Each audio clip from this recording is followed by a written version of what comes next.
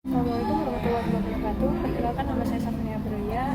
Saya di sini akan menganalisa PT Puskesmas Kecamatan Badung, Kabupaten Serang, yang dimana isinya terdapat visi, misi, tujuan, sasaran faktor internal dan faktor eksternal atau IFAS dan EFAS, serta matriks SWOT beserta bobot, rating dan scoring, serta evaluasi dengan balance scorecard-nya.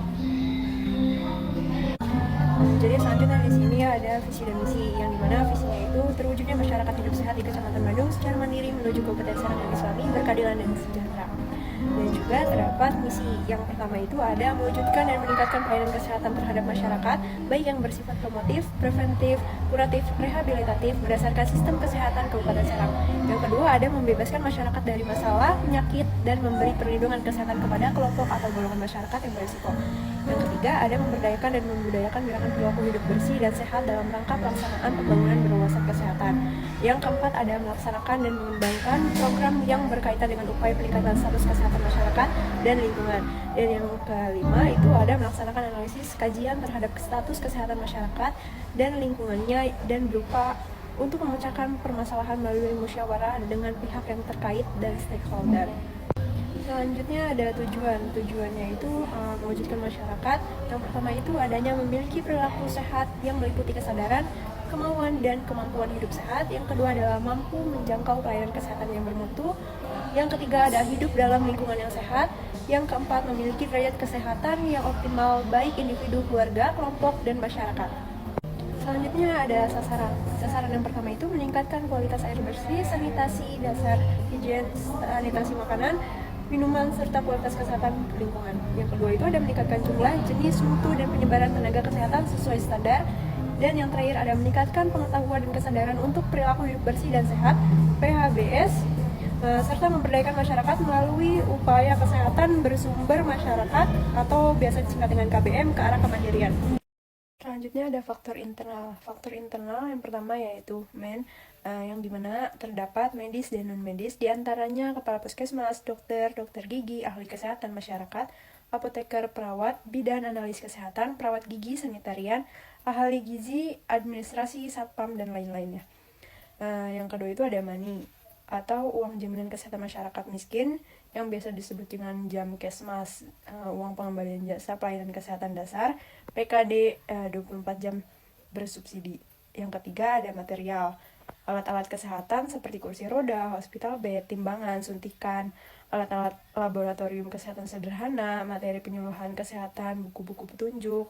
Dan yang keempat ada machine, di mana terdapat gedung puskesmas, UGD puskesmas, puskesmas pembantu, pos kesehatan desa, pondok bersalin desa, dan mobil puskesmas keliling. Dan yang kelima itu ada promosi kesehatan, peningkatan gizi masyarakat, pemberantasan penyakit menular, P2M, pengobatan, kesehatan ibu dan anak, dan keluarga berencana. Dan yang terakhir ada market. Market biasa dipasarkan dengan website, Instagram, atau melalui nomor telepon.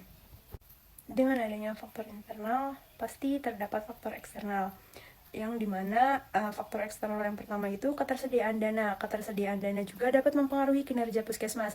Jika dana yang tersedia terbatas, maka puskesmas akan kesulitan dalam memenuhi kebutuhan sumber daya manusia, obat-obatan, dan peralatan medis.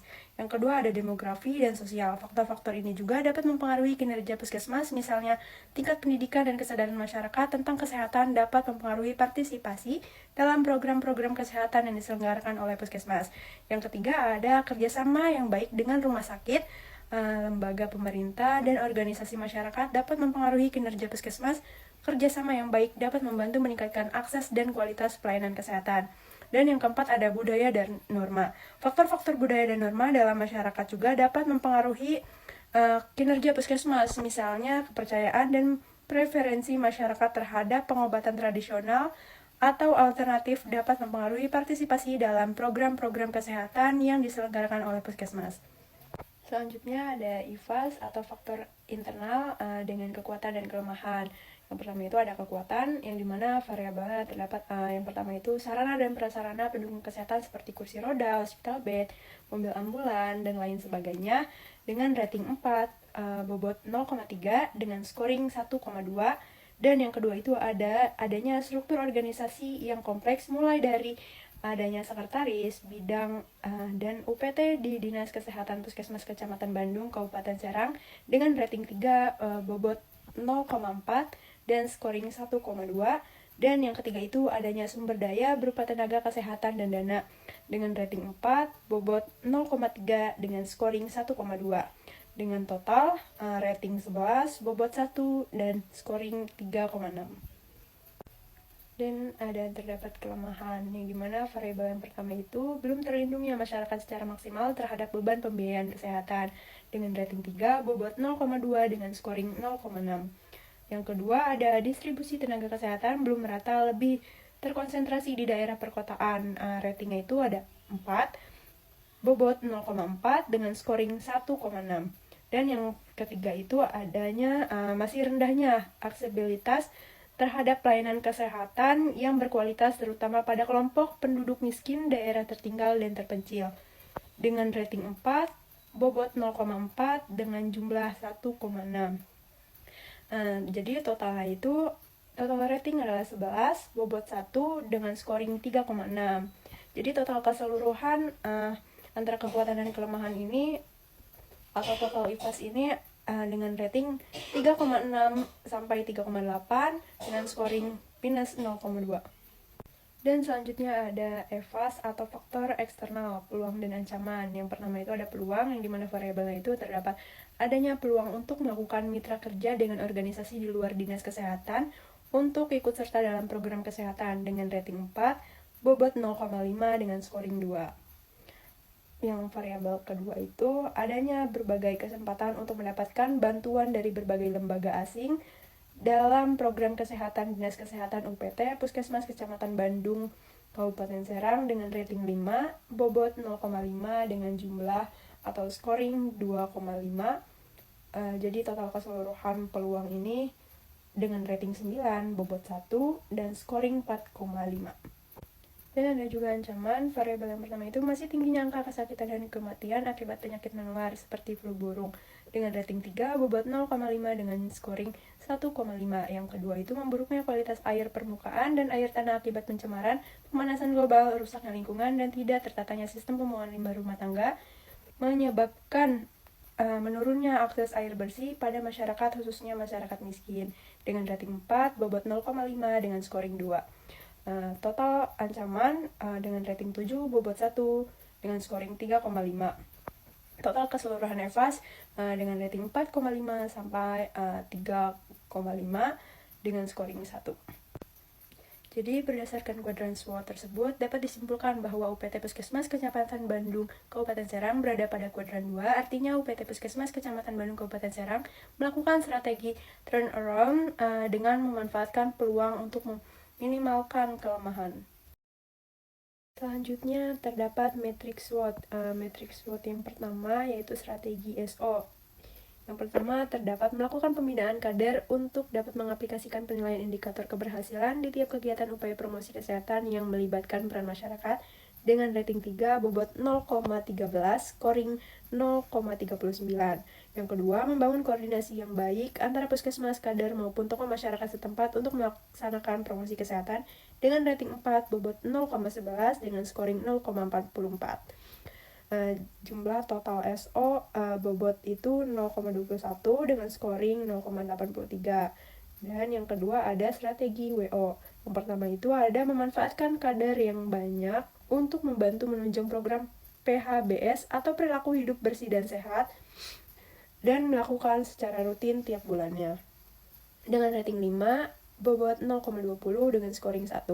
Dan yang kedua, melakukan pelatihan tentang toga atau pelatihan pengelolaan tanaman obat keluarga kepada para kader puskesmas agar menjadi pionir toga di daerah tersebut dan melakukan penyuluhan kepada masyarakat dengan rating 5, bobot 0,10 dengan scoring 0,5. Total WO dengan bobotnya itu 0,30 dengan scoring 1,5.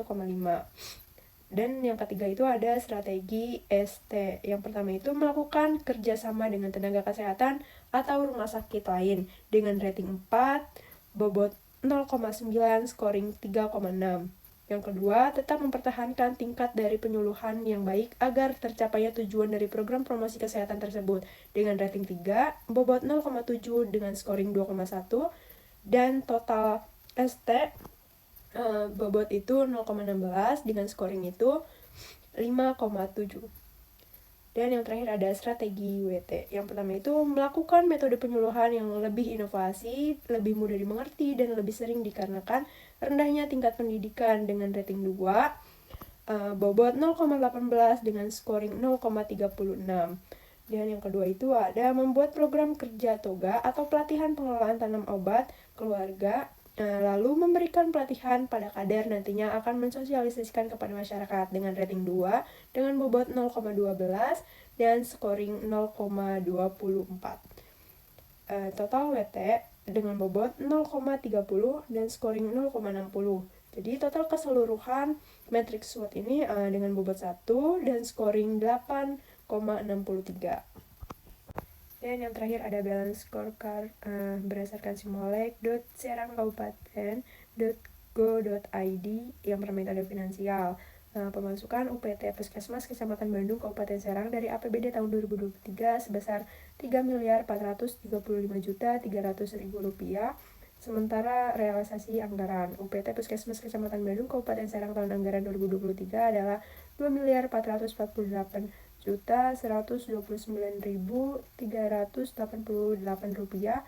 atau 72% yang sudah terpakai dan tersisa 28%. Dan juga terdapat customer dengan kepuasan masyarakat dengan presentasi 40%, penyelesaian pengaduan 30%, dan implementasi pelayanan kesehatan 30% dengan jumlah presentase 100%. Dan juga terdapat internal SOP pelayanan pendaftaran atau rekam medis dengan presentase 35%, SOP penanganan pengaduan 25%, dan SOP sistem keamanan logistik 40% dengan jumlah presentase 100%. Dan yang terakhir itu ada learning and growth. Yang pertama itu ada pelatihan dan pengembangan 30%, penyediaan sumber daya yang cukup 35%, dan peningkatan kepemimpinan 35% dengan jumlah presentase 100%. Baik, cukup sekian presentasi UAS dengan menganalisa UPT Puskesmas Kecamatan Bandung Kabupaten Serang. Kurang lebihnya mohon maaf. Wassalamualaikum warahmatullahi wabarakatuh.